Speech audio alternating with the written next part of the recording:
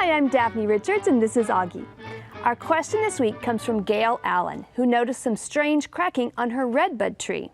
In mid-autumn last year, the tree began weeping in some of the branch angles, eventually creating these gnarled areas.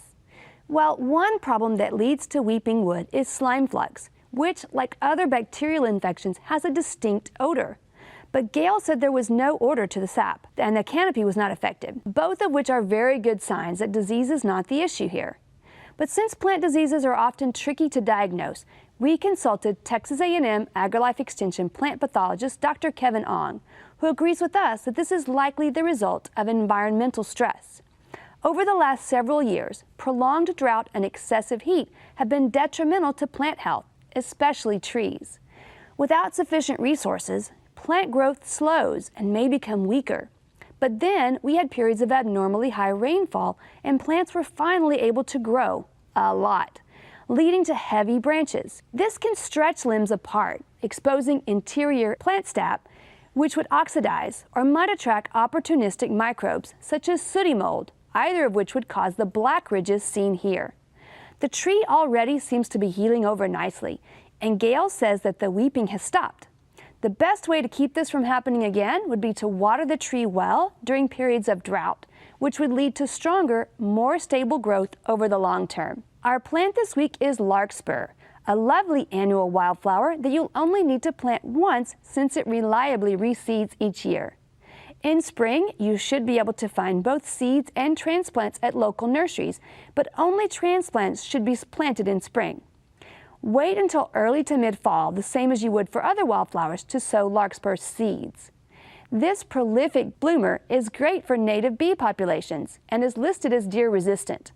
Plant in full sun for blessed growth and floral display and allow plenty of space. While you can have a small bed of larkspurs, they really look best when planted in wide swaths. Think wildflower meadows. Bloom stalks may shoot to over 3 feet tall, but individual plants don't get anywhere near that wide. Allow colonies to establish, then water returning seedlings well through fall and winter and through the early spring bloom cycle, if we aren't getting ample rainfall. Flower colors range from white to many variations of pink and blue. You may either collect seeds as plants begin to die back or simply let the seed fall to the ground and reestablish naturally each year. Our viewer tip this week comes from Jackie Compier. She tells us that she loves to make hypertufa pots and also enjoys collecting succulents. To keep all those plants warm in winter, she's always used Christmas lights and covered with row cover. But with so many pots to cover, the risk of fire began to concern her. So this year she upped her game and created a Conestoga wagon covering. Using cinder blocks and arched half-inch PVC pipe, she was able to enclose all of her succulents in a much safer way. To keep it stable, the structure had to be weighted down with sand and secured with rebar inside the cinder block. Jackie points out that in order for this to work, you need to use older style Christmas lights, just the tiny ones that actually put off heat. The newer LED style lights won't work. Jackie reports that this system worked quite well even over a recent 20-degree night. We'd love to hear from you. Check out klru.org/CTG to send us your questions, pictures, and videos.